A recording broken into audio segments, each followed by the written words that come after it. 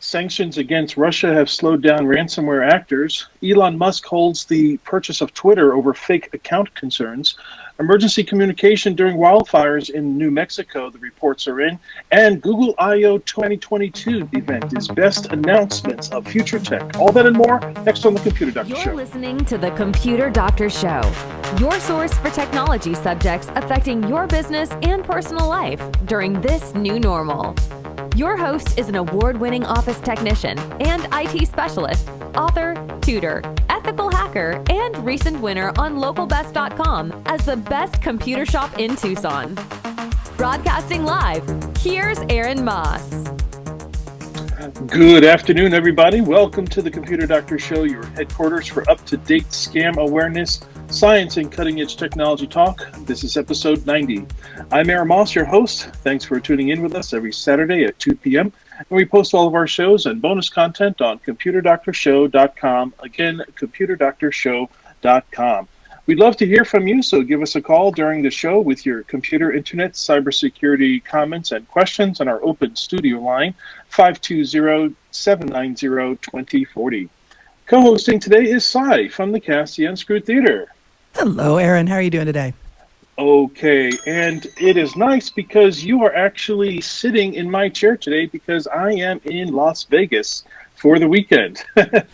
So I hope I'm coming in loud and clear. How do I sound? Sorry? You're coming in loud and clear, Aaron. All right, that's great. We'd like to show some love to the expert technicians at Perfection Auto Works as well. You know, the real estate market is getting crazy here in Tucson. Have you noticed the prices going up, Si? It is bonkers out there. You know, lots of people are moving in from other states. Rent and property values have shot way up. So if you actually know of anybody moving into town that has a car, send them over to Perfection Auto Works.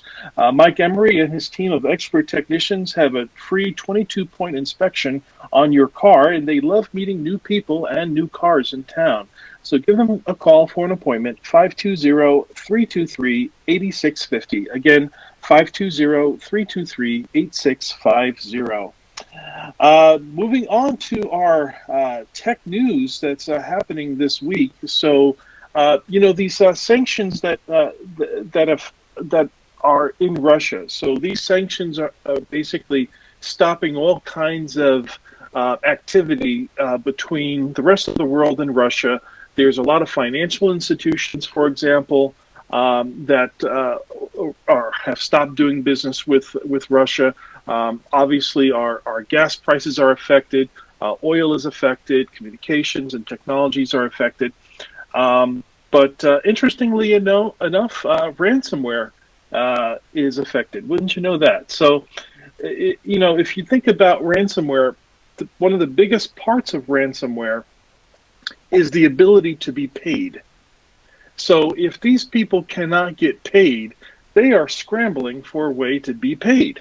Right. Okay, and so I don't know what their plans for the future are, but for now, a lot of these ransomware attacks have been, you know, they're not happening as often, and also lots of communications, like we said, lots of communications, banking institutions have stopped services in Russia. Also, lots of domains and websites have been cut off. As well. So all of this is proof that if you if you follow the money, you know, in a lot of these schemes, that's where you will get your that's where you'll get to the crux of the problem.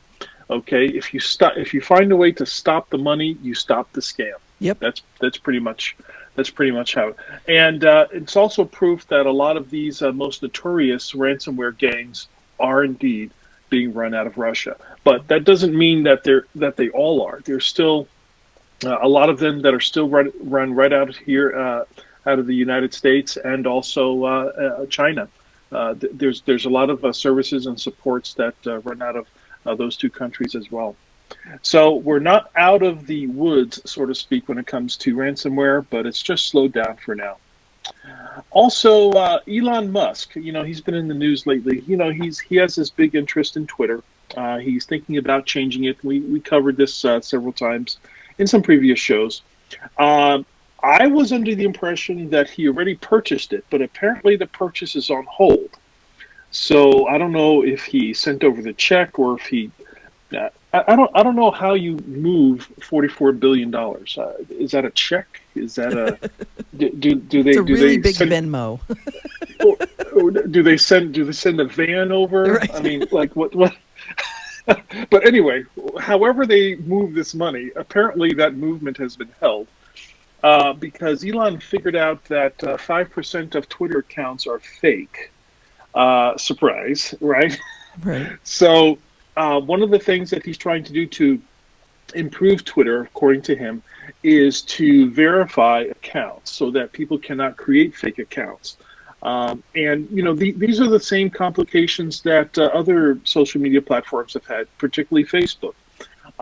Some of the other platforms that have been hung up because of complications that they couldn't even launch properly because people were just creating all kinds of havoc, even during the time of the actual launch. Mm-hmm.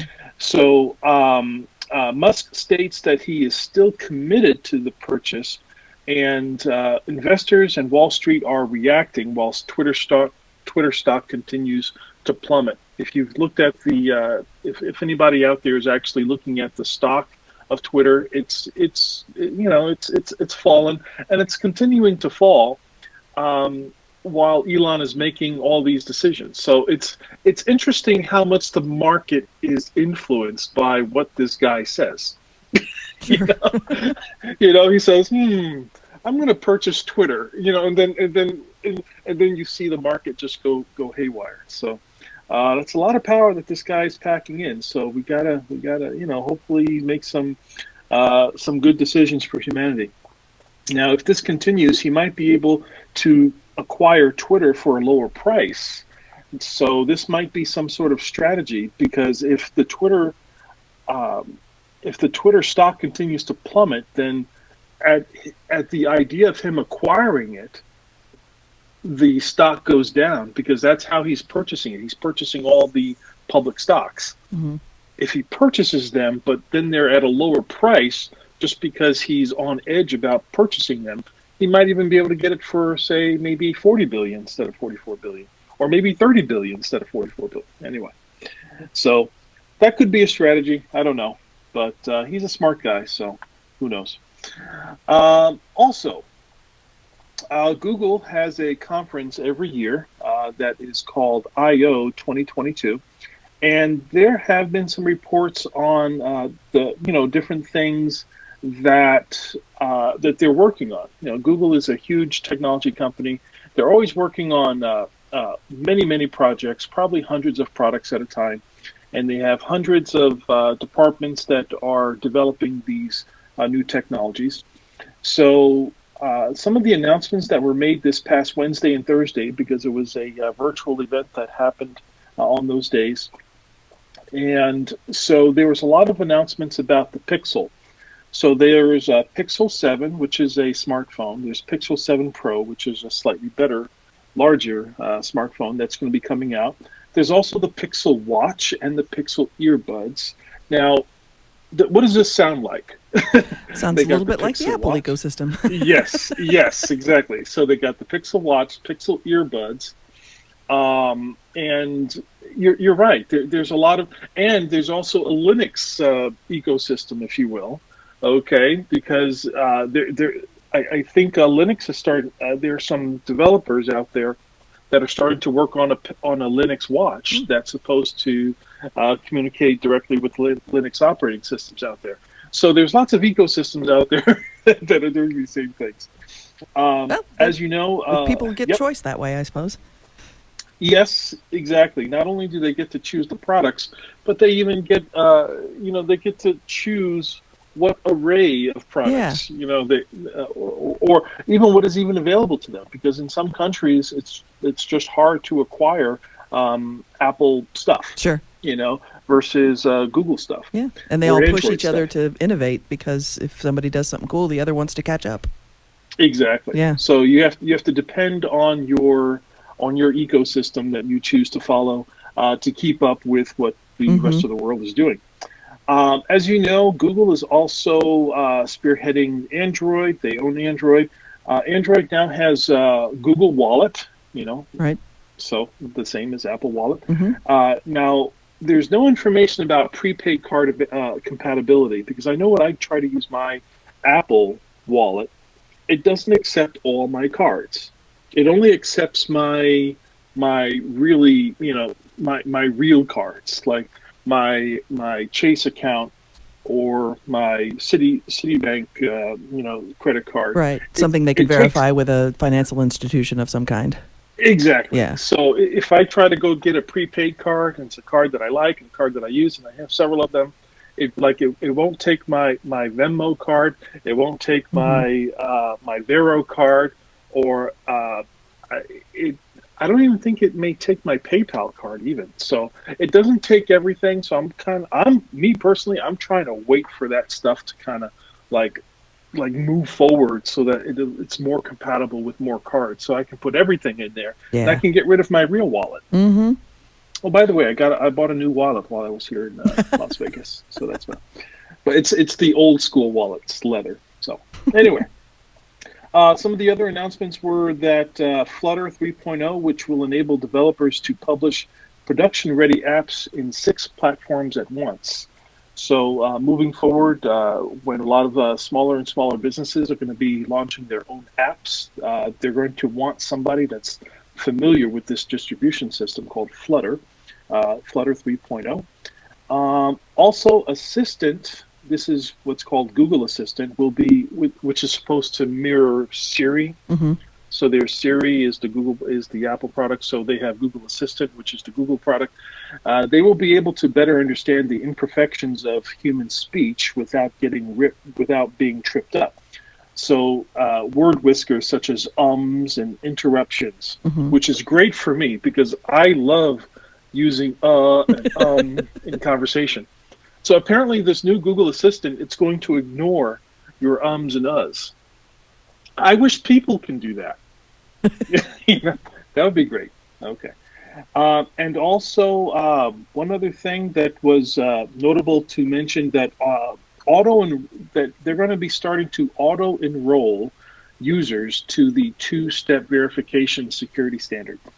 And two-factor authentication is a great security level to be at, and there's been lots of talk, both through Microsoft and Google and others, that are trying to do away with passwords altogether.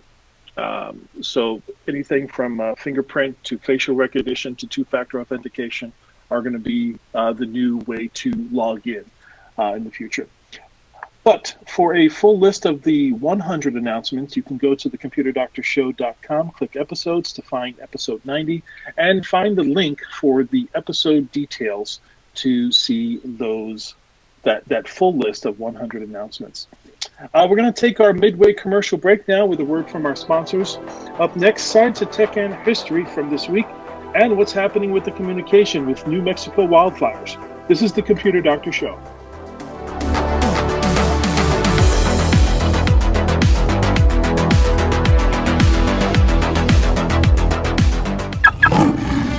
Perfection AutoWorks Theater takes you back to the Roman Empire.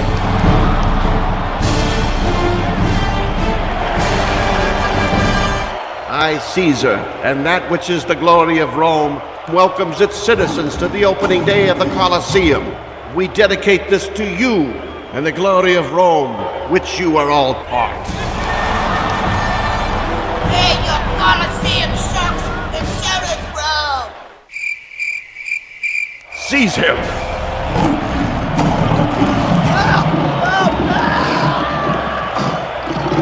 Sadly, Marcus Aurelius was the first man to die in the opening day of the dedication of the Colosseum.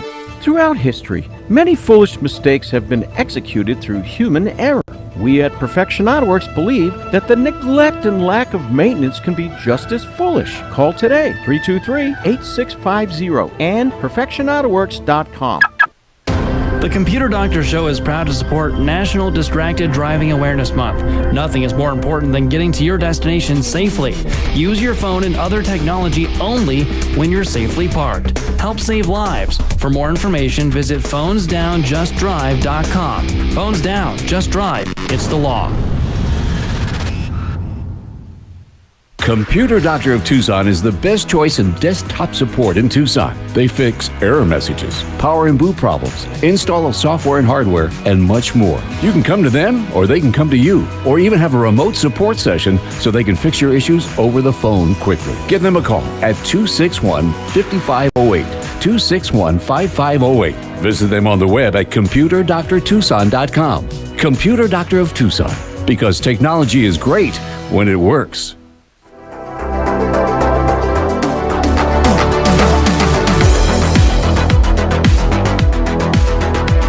Welcome back to the Computer Doctor Show, your source for scam awareness, science, and cutting-edge technology talk. I'm Aaron Moss, your host, along with Cy, co-hosting today from the Unscrewed Theater. Before we get into the next segment, Cy, what can you tell us about the Unscrewed Theater? Well, we've got two shows tonight, Family Friendly at 7:30 and our Uncensored show at 9 o'clock. And then next weekend, we've got a Family Friendly show at 7:30 on Friday. And then on Saturday, we have a 6 o'clock show that is very kid-friendly, our comic book improvised show. And then at 7:30, it's a very big weekend for us. Our Founding House team, Not Burnt Out, Just Unscrewed, will be celebrating its 20th anniversary with a big supersized show. We're bringing back former members. We'll have some video tributes. It's going to be a really big, fun show on the 21st. And that's the 21st. Mm-hmm. Okay. That sounds exciting. And here are some announcements that you might want to be aware of. So the White House renewed its state of emergency that was declared back on May 15th, 2019. That was about 3 years ago, regarding the securing of information and communications technology and subsequent services supply chains. This was around the time that lots of the major hacks and ransomware attacks were happening. And it put into place it was put into place to deal with the unusual and extraordinary threat of hackers. So the United States remains in a state of emergency in that area. Also, the FBI is interested in purchasing the Israel-based Pegasus Software to aid in investigations. The Pegasus Software is a spyware program that claims to collect data from mobile devices without knowledge of the user or the device manufacturer. That makes you feel nice and warm and cozy, right? The FBI has been evaluating the product for some time now, but the Israel government has to decide if they want to sell this program to a foreign power. All right. It is time now for Science and Tech History, so we'll turn it over to Cy. What do you have for us? Well, 42 years ago, on May 13th, 1980, three companies, Digital Equipment, Intel, and Xerox, jointly announced the Ethernet Network Specification, which is the 8-pin Ethernet cable standard that we use for office networking even today. Yeah, the setting a standard so that hopefully, as computers get made, they all talk to each other the same way. Exactly. So everybody, these cables are everywhere. They're in my house, no doubt in your house. Even when you buy, if you were to go to Best Buy today or in store to buy any type of networking type of equipment, they're going to have Ethernet ports, and each one of those has 8 pins on them. Yep. That was a network specification standard set 42 years ago. And it's still going strong. Yep. And I don't know of anything other than if networking speeds start to increase way beyond gigabit or even decabit, or I should say 10 times or 10 gigabit speed, which is starting to hanker on the limitations of Ethernet speeds. We're probably going to be using Ethernet for the foreseeable future, but if it starts to increase or if the demand starts to go way beyond 10 gigabits, we're probably going to have to start bringing light cable. I can't think of that. Fiber optic. Fiber optic. Thank you so much, Sam. There we go. but we're nowhere near that. Okay, what's the next one we have? Next one is also May 13th, but this time 104 years ago in 1918, the very first U.S. airmail service stamps were sold. Now, they weren't the first in the world, but they were the first in the United States. They sold for 24 cents, and they meant that mail could be delivered from Washington, D.C., Philadelphia, and New York in a single day. Now, of course, the advanced technology of the telegram was still faster, but it was more expensive. Yes, Morse code, and that was actually like the text message of 100 years ago. The telegram. It was exciting to receive a telegram. That means that somebody thought it was enough, that it was worth it enough to get it fast to you enough to have it telegrammed. How about that? Okay, our most important announcement. Absolutely. Drum this roll. Is the big Drum one. roll. This is the absolute most important one in our history today. And that is that May 16th, 2020, a mere 2 years ago, was the very first episode of the Computer Doctor Show. Yes, we are 2 years old this week. We're still going strong here at KVOI 1030 The Voice, and I appreciate and we're about 10 episodes away from episode 100 as well. So we're still trying to make something fun happen at episode 100, and we hope everyone is still able to listen to that episode. We're probably going to reminisce a little bit. We may even have some best of. So hopefully that'll be a very, very nice event for us a milestone for us to move forward through. That does it for the Science and Tech History. Thank you. And one more point before we start to wrap up. Communication during the wildfires in New Mexico. Now, there have been some reports. Now, every year, obviously, here in Arizona, New Mexico, and parts of California, where they always suffer these wildfires. But there are some regions that are better equipped to handle emergencies than others. Now, in the past, one of the largest problems was communication, but we're happy to report that according to the Federal Communications Commission, that only throughout the entire wildfire season this year in New Mexico, out of the 6 counties, only a mere 6 cell phone towers went out of service, which only affected less than 2,000 people during this whole ordeal. And also, there were no TV stations and no radio stations that were affected. So everyone is still able to get their emergency updates. So I'm happy to say that radio is not dead, as many people think. So let this be a lesson, boys and girls, to make sure that you have a working radio in your house or a working TV that still has an antenna. One day you might need it, and it's something that it's something that is not going to go away. Yep. This is the way that emergency communication continues to work. And when you get those alerts on your phone, those are going to continue to improve. The FCC is going to be improving on those emergency communications. I also saw a report this week that it's going to be called early earthquake warning. So you get that warning when you're drenched from outside and you finally run into the house during monsoon season, and then you get the notice on your warning.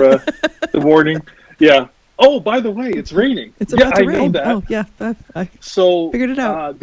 They're working on getting those up a little bit faster, so you start to get the warnings before you get drenched, and also they're going to be communicating with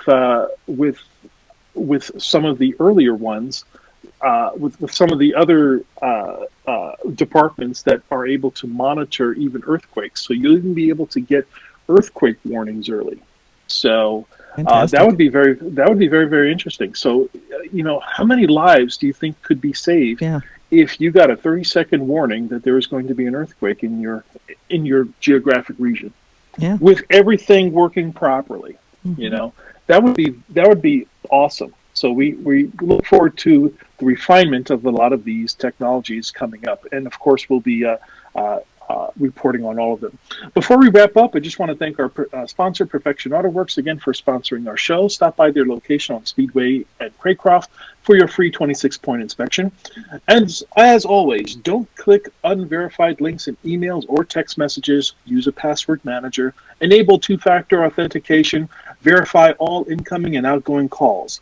Back up your system to the cloud. Listen to the Computer Doctor Show live on Saturdays and post it as podcasts on Tuesdays.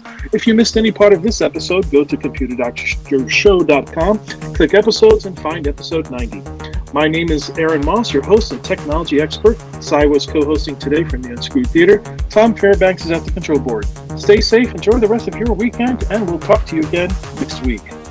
We hope you enjoyed this episode of the Computer Doctor Show. If you missed any part of this live broadcast, we post all our episodes online at computerdoctorshow.com. Remember, the world is getting more and more tech, and so should you. To stay current with technology, listen to the Computer Doctor Show each week for local and global tech insights. If you have suggestions for a topic on a future show, send us an email at info@computerdoctorshow.com.